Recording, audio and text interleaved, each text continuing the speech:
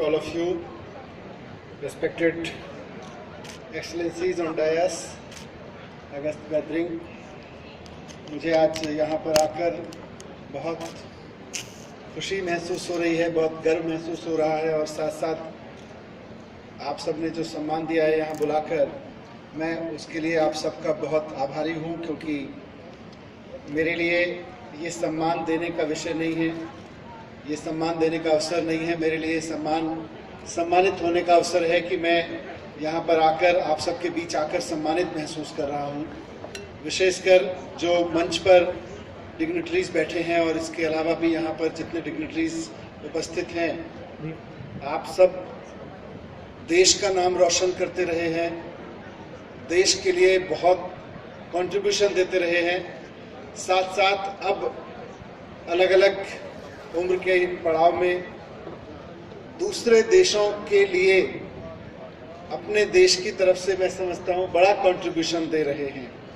और उन सब के बीच में आज हमने ये अवार्ड फंक्शन किया है। मैं आज इस 7th एनुअल डे पर आप सबको बहुत बधाई देता हूँ।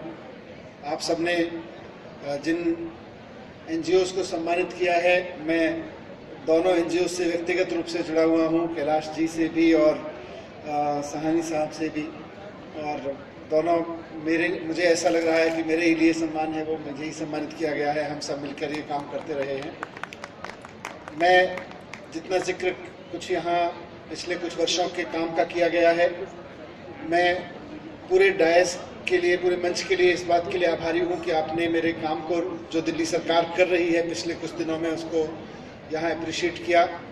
हम लोग शिक्षा में कुछ करने की कोशिश कर रहे हैं और जो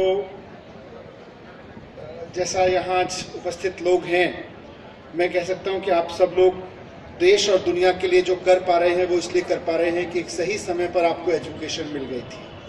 वो एजुकेशन आपको उस समय नहीं मिली होती तो शायद आप वो कंट्रीब्यूशन नहीं दे पाते जो आपने ज़िंदगी में देश के लिए दिया है और विदेशों के लिए भी दिया है, दूसरे देशों के लिए भी भारत की तरफ से भारत का नाम रोशन किया है, भारत को गौरवान्वित किया है। मैं जब पढ़ता था स्कूल में तो उस समय हमें पढ़ाया जाता था कि there are 3 types of countries: developing country, developed countries and underdeveloped countries. And we were taught that India is a developing country long back. Now, then I used to ask my teachers and parents why India is not a developed country, when India will be a developed country. And we were told by our parents and teachers that just wait for maybe 10-15 years, India will soon be a developed country.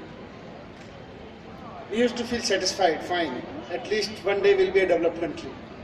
But today, when my kids are studying in schools, they are also studying the same thing. There are 3 types of countries: developed, underdeveloped and developing, and India is still a developing country. क्या हो गया है? 20-25 साल, 30 साल में Bharat developing countries से developed countries के list में शामिल नहीं हुआ। इस सब के बावजूद कि यहाँ इस डायस पे आज ऐसे लोग बैठे हैं जिन्होंने पिछले 20-25 तो क्या 100 से 150 साल तक जिनकी फैमिलीज ने देश की इकोनॉमी में बहुत ज़बरदस्त कंट्रीब्यूशन किया है, उस सब के बावजूद अगर इंडिया डेवलप कंट्री नहीं हुआ तो कुछ तो कारण है। मेरा मानना है कि हमने अपनी एजुकेशन पर ठीक से काम नहीं किया, इसलिए इंडिया डेवलप कंट्री नहीं हुआ। अगर हम अपने सभी बच्चों को अच्छी एजुकेशन का काम देने का ठीक से काम कर लेंगे तो इंडिया डेवलप कंट्री हो जाएगा। वैन आई से कि हमने काम नहीं किया तो मैं ऐसा नहीं कह रहा कि देश में एजुकेशन पे काम नहीं हुआ। देश में एजुकेशन पे काम हुआ है।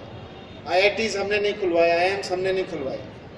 आज यहाँ जितने एजुकेटेड लीजेंड्स बैठे हैं देश के, वो उन इंस्टीट्यूशंस में नहीं पढ़े हैं जो हमने 4-5 साल में शुरू किए हैं। आप सब लोग जिन एजुकेशन इंस्टीट्यूशन से निकल के आए हैं वो हमसे बहुत पहले शुरू किए गए थे। फिर कमी कहाँ रह गई? मुझे लगता है कमी ये रह गई कि हमने देश में 5% लोगों को अच्छी एजुकेशन देने का काम किया और बाकी 95% लोगों को जहाँ एजुकेशन देने का काम भी किया वहाँ बहुत काम चला हुआ एजुकेशन को देने का काम किया। इसलिए हमने देश में अच्छे जॉब सीकर्स दिए, अच्छे CEOs दिए दुनिया की सारी कंपनीज के लिए, लेकिन इंडिया को डेवलप नहीं कर पाए। आज भी हम जिस विश्वास के साथ दिल्ली में काम कर रहे हैं उसमें हमारा बिलीफ यही है कि अगर हमने अपने हर बच्चे की एजुकेशन का मिनिमम स्टैंडर्ड फिक्स कर दिया, कम से कम हम ये गारंटी ले सकें एक देश के रूप में कि हम अपने हर बच्चे को कम से कम इतने क्वालिटी की एजुकेशन ज़रूर देंगे, तो इंडिया को डेवलप होने से कोई नहीं रोक सकता। और जब तक हम ये 95% और 5% की खाई जारी रखेंगे, जब तक हम अपने 5% बच्चों को इतनी क्वालिटी एजुकेशन देते रहेंगे कि वो दुनिया की किसी भी कंपनी में जॉब मांगने ना जाएं, दुनिया की सारी कंपनियां उनके पीछे जॉब लेके चलती हैं, और बाकी 95% लोगों को ऐसी एजुकेशन देंगे कि वो दुनिया की जॉब्स के पीछे भागते रहे, उनको जॉब मिलती नहीं, तब तक हम डेवलप नहीं कर सकते। तो उस विजन के साथ, उस ड्रीम के साथ दिल्ली में काम कर रहे हैं। पिछले 4-5 साल में कुछ काम अच्छा हुआ है, जिसकी तारीफ जब ऐसे मंच पे आके, ऐसे लीजेंड से आके, गंजू साहब जैसे और बर्मन साहब जैसे लोग बैठे हैं, जिनको देख के हमें लगता रहा है कि this has been our India, the solid rock Indian economy, तो अच्छा लगता है इस प्लेटफॉर्म से आके जब तारीफ सुनते हैं। एक बार फिर से आप सबने मुझे यहाँ बुला के जो सम्मान दिया उसके लिए बहुत आभार, बहुत बहुत शुक्रिया। और जिन लोगों को सम्मानित किया गया उनको भी बहुत शुभकामनाएं, और आप सब के लिए भी बहुत शुभकामनाएं। आप सब इस टफ टाइम में स्वस्थ रहें, सुखी रहें। Thank you very much. Thank you so very much, Honourable Minister Sir, for your very progressive thoughts and work which you're doing in the education sector. And as you said, education is definitely a tool to bring about the change towards the empowerment of our people and India moving towards becoming a developed nation. Thank you. So, ladies and gentlemen, as we come to the closure of this formal part of the evening will continue and we'll keep enjoying this evening. But as we close here, I would like to request Honourable Mr. Vijay Kalantri, the Honorary Consul General of Uzbekistan in Mumbai and the Senior Vice President ACCD India, for his words of thanks for all.